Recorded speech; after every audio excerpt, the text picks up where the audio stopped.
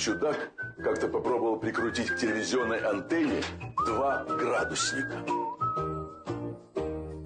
Где-то он вычитал, что ртуть может многократно увеличивать чувствительность телеприемника. Оставалось только придумать, как соединить жидкий металл и твердый провод.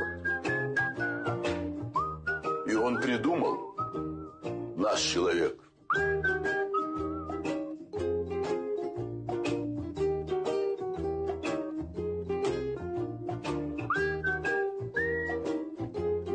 А потом лучше не вспоминать. На своей ламповой чайке он увидел такое. Срамота. Советский человек к подобному не привык.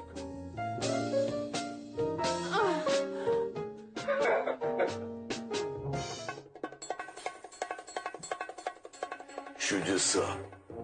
Но вот на этом самом интересном эксперименты и закончились. В квартиру вошли люди в военной форме с каким-то странным прибором в руках. Чудака-изобретателя схватили и увели. Больше о нем никто ничего не слышал. А вот легенда о ртутной антенне осталась в народе. Поговаривали, что на ртутную антенну можно поймать что угодно. Хоть переговоры с космическим кораблем, хоть телевидение Австралии. В кругах ходили слухи об эффективности ртутной антенны для радиоприема. Писал об этом и журнал «Радио», как об интересном техническом курьезе. А как известно в народе, нет дыма без огня. Что же предполагалось?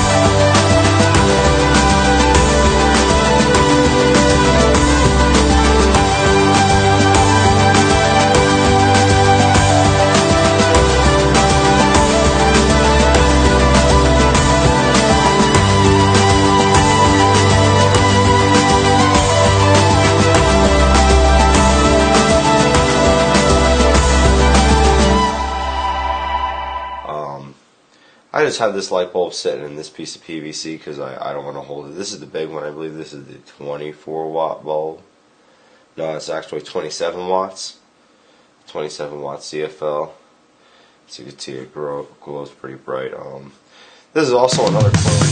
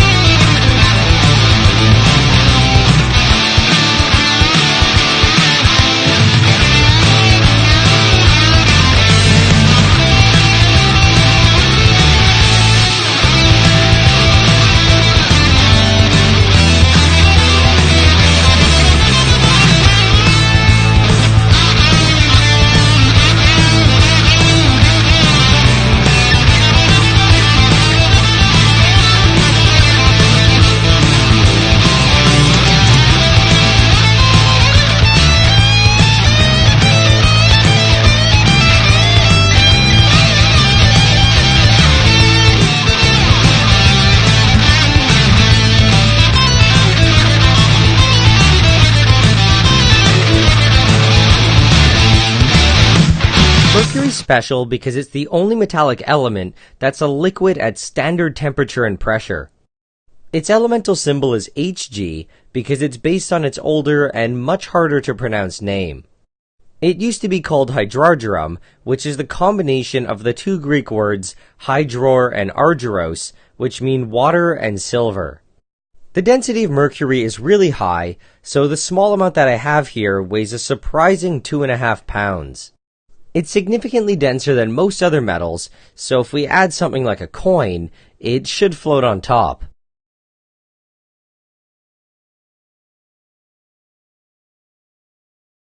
Its melting/freezing point is around negative 39 degrees Celsius, so if we go below this, it's going to freeze solid.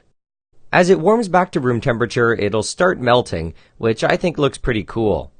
Almost all elements can combine with mercury to form an alloy in a process known as amalgamation. For this video though, I'm going to be focusing on its interaction with gold, and to do this, I bought some gold leaf off Amazon. I cut out one of the pages, put it in a bowl, and then I start to add the mercury. I was honestly surprised with what happened, and I thought the mercury was just going to dissolve the gold where it landed and make a hole in the leaf. I think if I just put one large drop, it would have pulled the entire leaf in, but because I used multiple drops, they kind of started battling and eventually ended up in a stalemate. I tried to speed things up by adding several more drops, which initially seemed to work, but it quickly slowed down again. I think if I let it sit here for something like an hour or so, all of the gold would eventually be pulled in, but I was a little bit impatient, so I kind of just pushed everything together. There was still a decent amount of gold left, but I rolled it around for about 30 seconds, and most of it disappeared. On a quick side note, this is why when you're working with mercury, you really need to be careful with your gold jewelry. Anyway, I decided to add a page of gold leaf to this blob, and this time it was much faster and, in my opinion, a lot cooler. One thing I should mention though is that this effect is a little bit exaggerated because the gold leaf has a super high surface area.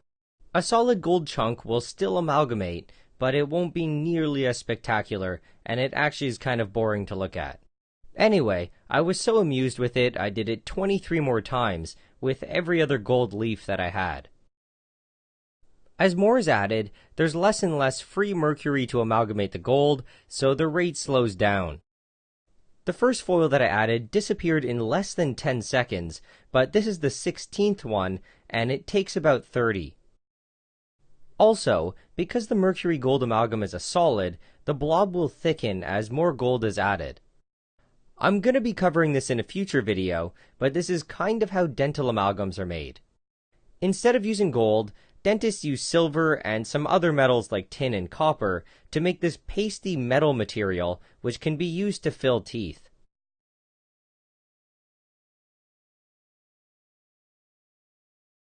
Anyway,